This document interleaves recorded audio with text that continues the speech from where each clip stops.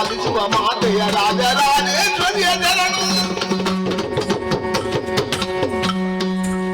ಶಾಲಾದ ಮುಖಿಯನು ಮಮದ ಭಕ್ತೆಯು ಇವರಾಜ ನವವಿಧ ಭಕ್ತಿಯಿಂದಲೇ ಉಳಿಸಿದನು ಮಾಯೆಯ ಸರ್ವಮಂಗಲ ಮಾಂಗಲ್ಯೆ ಶಿವೆ ಸರ್ವಾರ್ಥಸಾಧಿಕೆ ಶರಣ್ಯೇ ತ್ರ್ಯಂಬಕೆ ದೇವಿ ನಾರಾಯಣಿ ನಮೋಸ್ತುತೆ. ಕುದಿವು ಜಾತಕಿ ಶೋಕದಲ್ಲಿ ಸುರ ಪದವಿಗೆ ತರ ಕಷ್ಟ ಒದಗಿತು ಬೆದರ ಬೇಡ ನನ್ನಂತ ದೈತ್ಯರು ಸುರಪಾಲ ಕಂದಿದ ಆಲನ ಕುಂದಿದ ಸ್ವರ ಕಷ್ಟ ಬಂದಿದೆ ಎಂಬುದಾಗಿ ಸ್ಪಷ್ಟ ಬಂದ ಪವಣಿಯನ್ನು ಬಿತ್ತರಿಸಯ್ಯ ಬಿತ್ತರಿಸ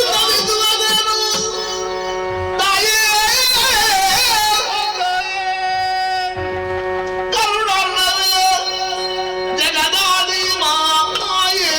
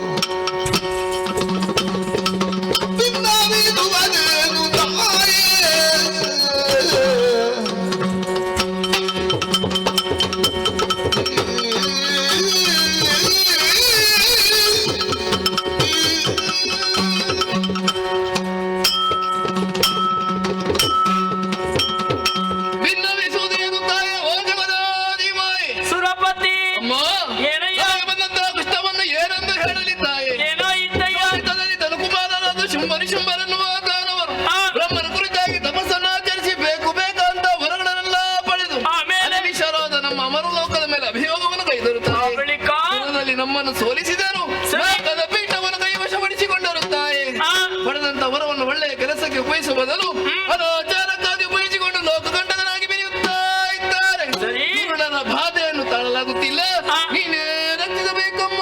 ಇದೋ ಭಯ ಕರುಣಿಸುತ್ತಲೇ ಭಯವನ್ನು ನುಡಿದಳು ಕಿರಿದು ಸಮಯದಿ ತಲೆದು ದೈತ್ಯರ ನೆರವಿಯ ಪೊರೆಯುವೆನು ನಿಮ್ಮನು ಮನೆಯ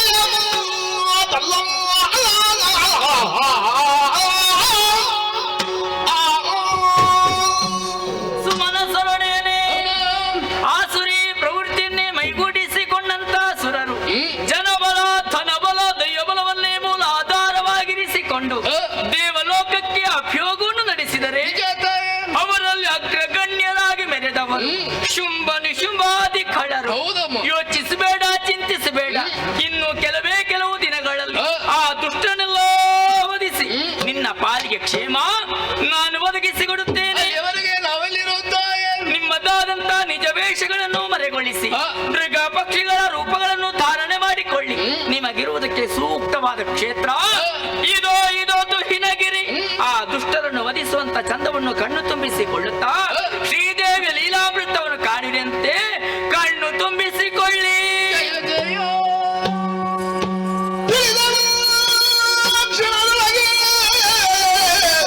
ಸರಿ ಸರಿ ಮೋದ ಬಲೆಗೆ ಸಿಲುಕಿದು ಧನುಜರಲ್ಲ ಕೊಲ್ಲುವ ಕಾರ್ಯವು ಸುಲಭವಿರುತ್ತದೆ. ತನ್ನ ಮನದೊಳಗೆ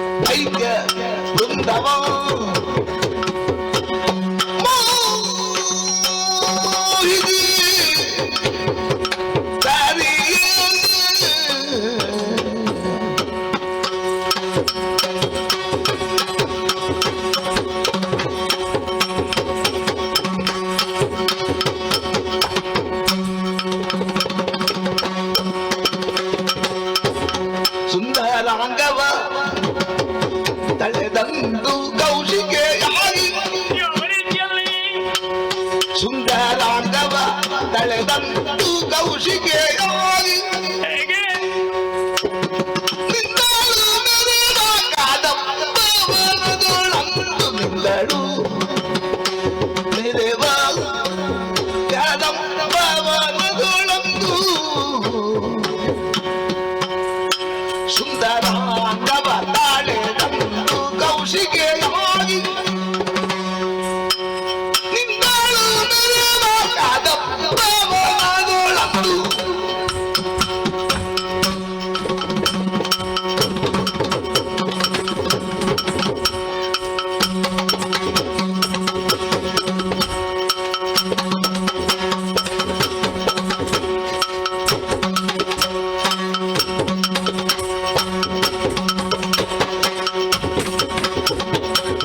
ಎಂದು ಯೋನಿಸಿ ಮಹಾಮಾಯೆ ದೈತ್ಯ ವೃಂದವ ಮೋಹಿನಿ ನದಿಯೇ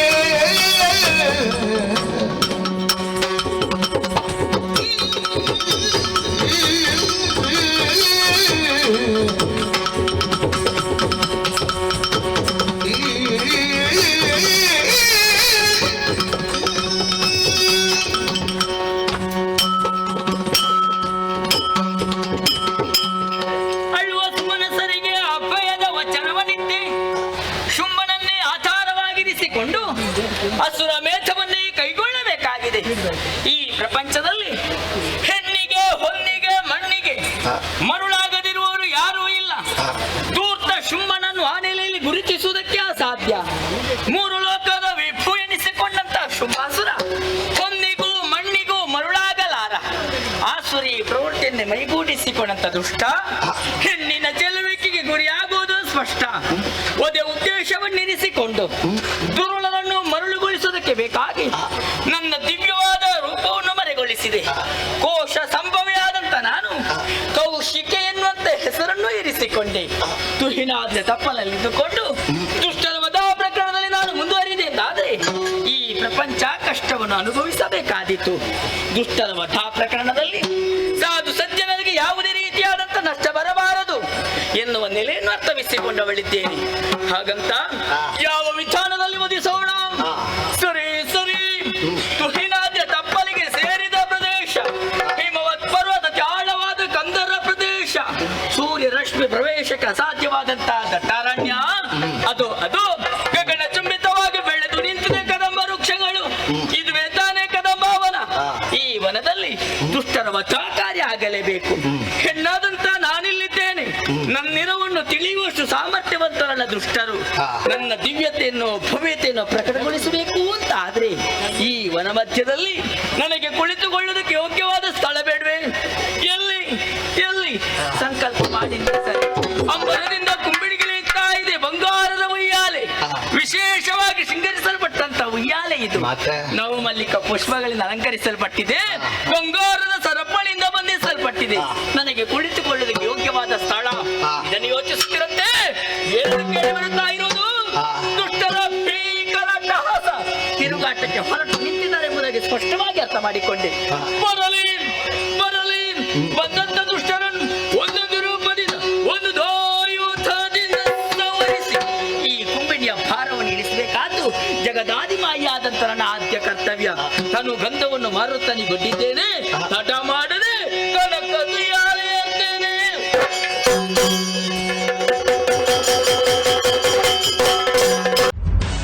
ನಿಖರ ಸುದ್ದಿ, ಸದಭಿರುಚಿಯ ಕಾರ್ಯಕ್ರಮ.